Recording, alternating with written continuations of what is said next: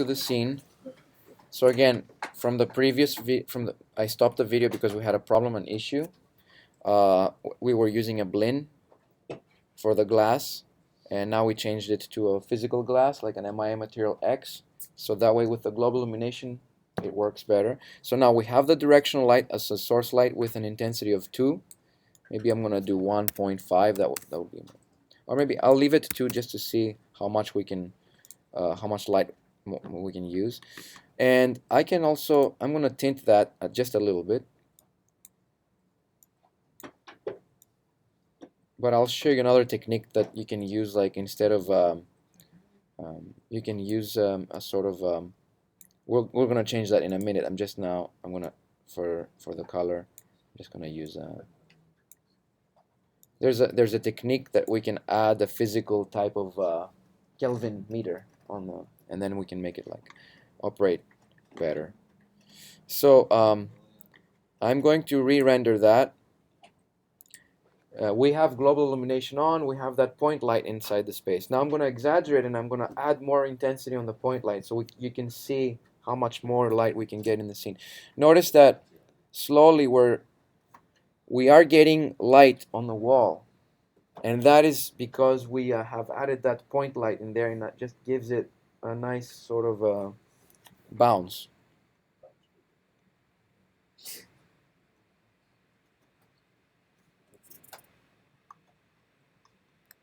So you can see here, right? Now let's make this even more, let's make it more intense. So I'm going to select that point light. You could either duplicate that and move it to another direction. I mean, maybe that would be a little bit more of a subtle thing, or you can actually increase the intensity. I'm going to actually duplicate it and move it over to here, and duplicate another one and move it over to that side. So now I have 3 point lights. That will give me a lot more bouncing. Let's try that.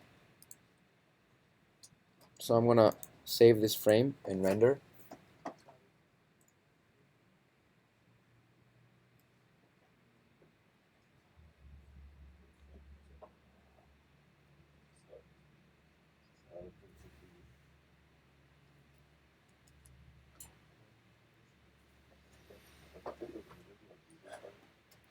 So now you can see that the light that is being distributed from those from those like point lights.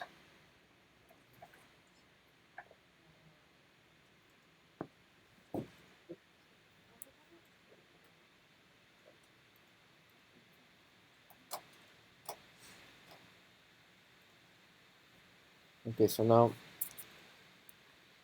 we have like a sufficient enough light for the scene.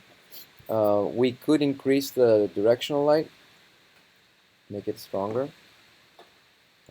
I can also, actually what I'm going to do is I'm going to make the middle light stronger. There's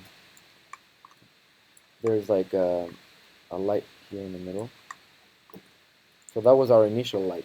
So the photon energy is like 8,000 on this one. I'm going to make this 9,000, and I'm going to give it like a little tint.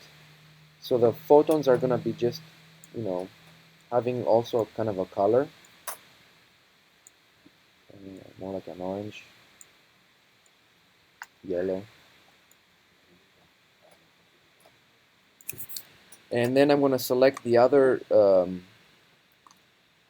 this one here, and make it really kind of less, like maybe 3,000. So because it's more in the darker area of the room. So I'm just going to get these to be a little darker. And so I'm going to drop the intensity down to 3,000. Go to my bookmarks, go to the camera view 1, select the IBL, and I'm going to tell the IBL to not show anymore in the background so it's not confusing me. So I'm just going to look only at the space. So I'm going to hold this frame, re-render. So we're going to switch the background in Photoshop later. We're going to do whatever we want. So for now we just need only the model lit, only the inside.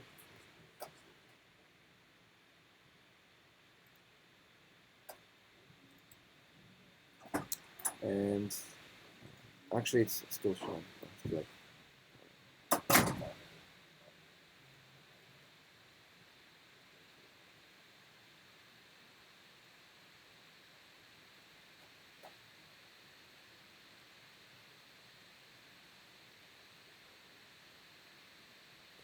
So now what we can see is before and after. We have like this was very like flat. This is a little bit less because I have more intensity on the one light and less on the other one. And now let's make a. I'm gonna make like a lamp here, like a spotlight, and then we're done with this. Then we're gonna get rid of the background.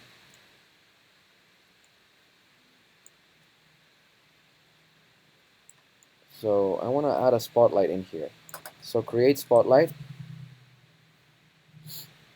um, and okay,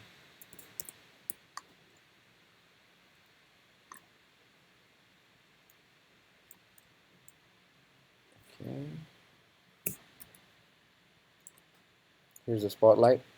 So I'm gonna go and say look through selected,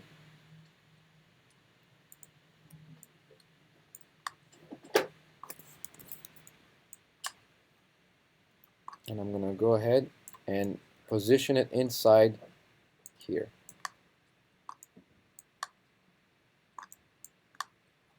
And I want to go like further.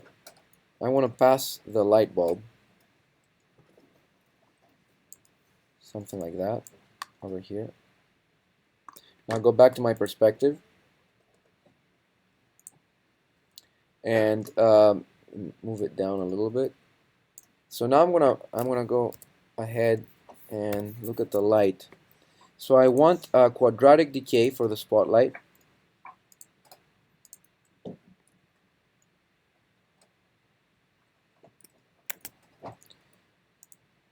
And I want to add a lot of intensity. Let's do like 500.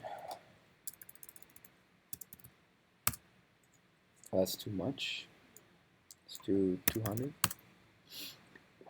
I want like the cone angle. I can change it like there. I can make it more blurry. Maybe 150 would be okay. And then I'm gonna tint that light also. And one last thing I'm gonna do is I'm gonna go to the shadows, and I'm gonna use ray trace shadows, and I'm gonna use a little bit of a radius so I can blur the shadows. So 0.3. I'm gonna go back to my bookmark. Go to the render window and save this. We'll see what we get.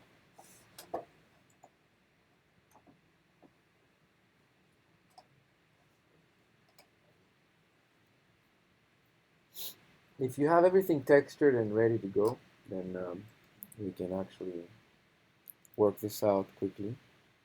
I'm going to remove the glass pane because it's showing the background. It's actually reflecting the background, and that's why we're looking at the background right now. So we're going to do a couple of passes with that. So first, let's see how the light works.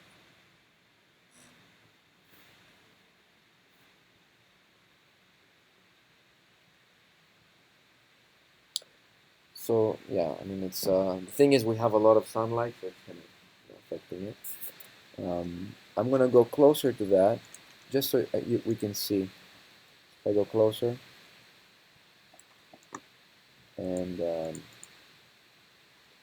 I'm going to tint it like that. Also, go up here at the lampshade. Now we want to use some. Um, I might use some like. Let me change the color of that one.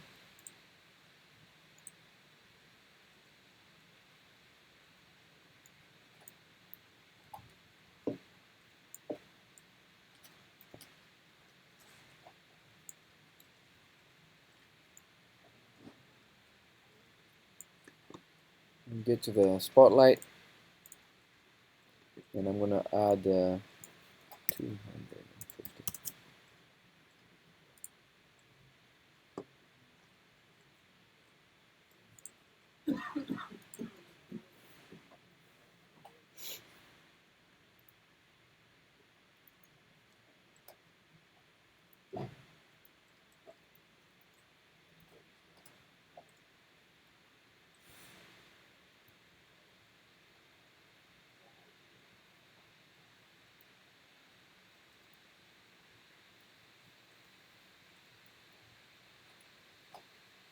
The cool thing about using the global illumination, as you can see here right now on this scene, is that we have point lights in the back of the inside the room, in the, in the back, and we don't have this super sharp contrast that direction light was giving us a while ago.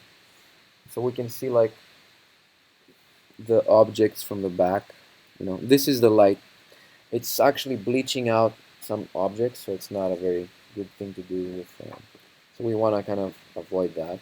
So for a final render, what I'm going to do is I'm going to move back to my bookmark. Actually, I'm going to go a little bit closer on this.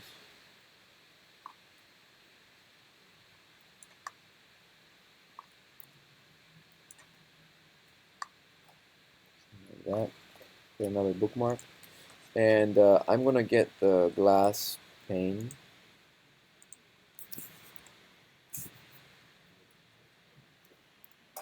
out of the way for a second.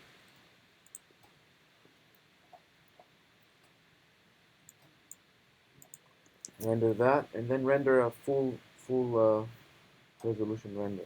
Do like a larger one. And I'm gonna stop the video before I do that because that's gonna take some time. So now I remove the glass so we don't see the environment. The environment has been like reflected through the physical glass, so we wanted to isolate that. Now the better you paint, the better you utilize your materials, the more realistic the scene will get. It's all about, you know, the lighting that I'm showing you now is really just one workflow. There are many workflows, and we're getting a realistic effect. So here's what I have now,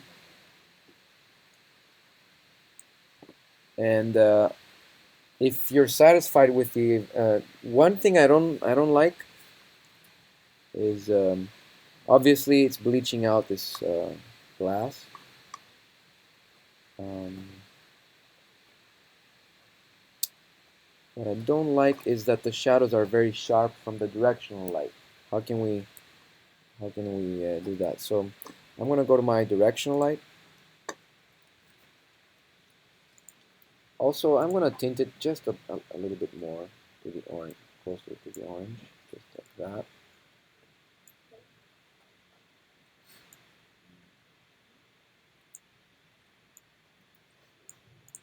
And I'm going to go to the shadows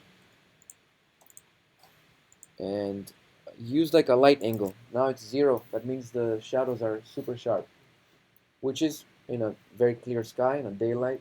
Yeah, we have like sharp shadows. But I'm going to go ahead and use like 0.5, and that should fix that. Now I'm confident enough to like complete this render, so I'm going to go ahead and press 1 for the quality, for the unified sampling quality. I'm going to press 1, so everything is all the shadows are being sampled better, and the blurs and everything. And I'm going to do a test render in that case before I go ahead and do the final one. So one more test render with like unified sampling to 1. And then if I like the result, if I don't see much grain, I'm going to go for the final one. Once I do the final one, I'm going to export it as a PSD or TIFF, take it to Photoshop, and create a background in the, because all that, where the glass is missing, it's all alpha. It's going to be an alpha channel. So then we can put whatever we want in the back. And once we're done with that, we're going to use one more render, which is going to be an occlusion pass that will calculate all the shadows everywhere in the scene, so we can actually add that on the existing render. I'll show you why. So this is looking good enough. I think I'm getting a little bit of a blur now. I mean, I cannot really tell. I'm going to probably do a little bit more.